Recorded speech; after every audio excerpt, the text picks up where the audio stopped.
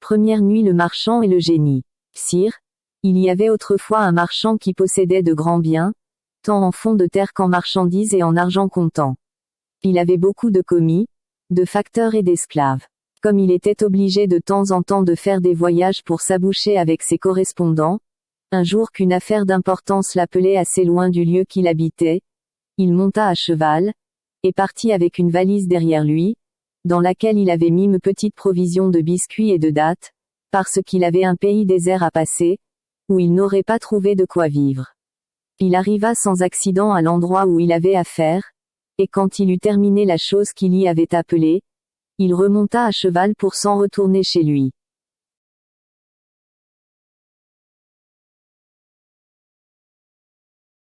Le 4e jour de sa marche, il se sentit tellement incommode de l'ardeur du soleil et de la terre échauffée par ses rayons, qu'il se détourna de son chemin pour aller se rafraîchir sous des arbres qu'il aperçut dans la campagne.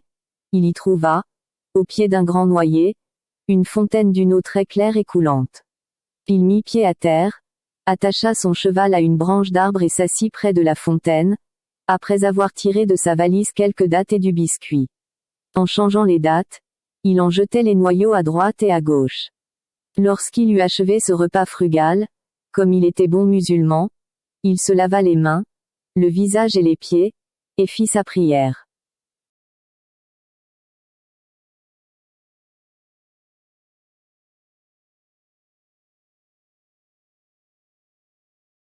Il ne l'avait pas fini, et il était encore à genoux, quand il te paraître un génie tout blanc de vieillesse, et d'une grandeur énorme, qui, s'avançant jusqu'à lui le sabre à la nain, lui dit d'un ton de voix terrible, « Lève-toi, que je te tue avec ce sabre, comme tu as tué mon fils. » Il accompagna mes mots d'un cri effroyable. Le marchand, autant effrayé de la hideuse figure du monstre que des paroles qu'il lui avait adressées, lui répondit en tremblant, « Hélas, mon bon seigneur, de quel crime puis-je être coupable envers vous pour mériter que vous m'ôtiez la vie? Je veux, reprit le génie, te tuer, de même que tu as tué mon fils. Et, bon Dieu, repartit le marchand, comment pourrais-je avoir tué votre fils? Je ne le connais point, et je ne l'ai jamais vu.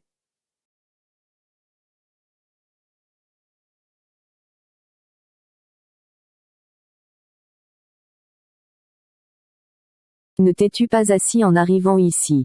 Répliqua le génie. N'as-tu pas tiré des dattes de ta valise, et, en les mangeant, n'en as-tu pas jeté les noyaux à droite et à gauche? J'ai fait ce que vous dites, répondit le marchand, je ne puis le nier. Cela étant, reprit le génie, je te dis que tu as tué mon fils, et voici comment, dans le temps que tu jetais tes noyaux, mon fils passait, il en a reçu un dans l'œil et il en est mort, c'est pourquoi il faut que je te tue. Ah, mon seigneur, pardon, s'écria le marchand. Point de pardon, répondit le génie, point de miséricorde. N'est-il pas juste de tuer celui qui a tué?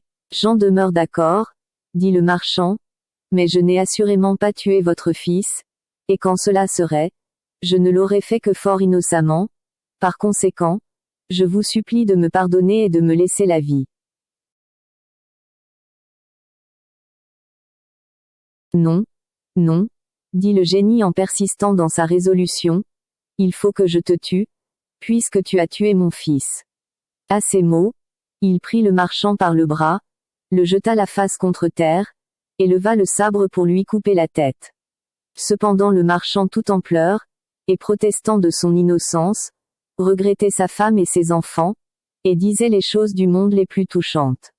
Le génie, toujours le sabre haut, eut la patience d'attendre que le malheureux eût achevé ses lamentations, mais il n'en fut nullement attendri.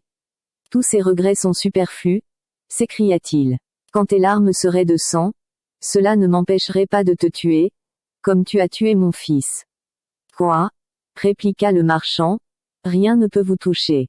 Vous voulez absolument ôter la vie à un pauvre innocent. Oui, repartit le génie, j'y suis résolu. En achevant ces paroles,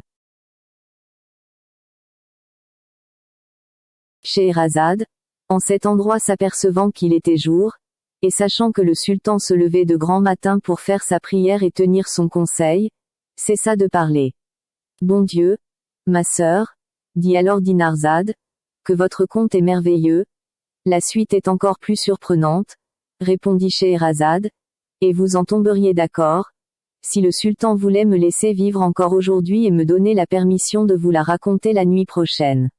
Schahriar, qui avait écouté Scheherazade avec plaisir, dit en lui-même, j'attendrai jusqu'à demain, je la ferai toujours bien mourir quand j'aurai entendu la fin de son conte.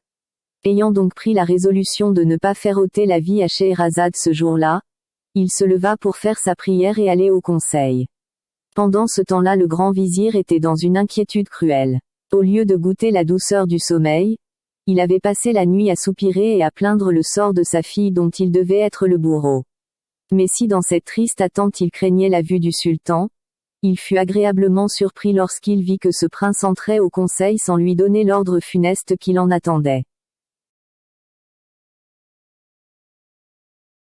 Le sultan, selon sa coutume, passa la journée à régler les affaires de son empire, et quand la nuit fut venue, il coucha encore avec Scheherazade. Le lendemain, avant que le jour parût, Dinarzade ne manqua pas de s'adresser à sa sœur et de lui dire, « Ma chère sœur, si vous ne dormez pas, je vous supplie, en attendant le jour qui paraîtra bientôt, de continuer le conte d'hier. » Le sultan n'attendit pas que Scheherazade lui en demandât la permission. « Achevez, lui dit-il, le conte du génie et du marchand, je suis curieux d'en entendre la fin. » Scheherazade prit alors la parole et continua son conte dans ces termes.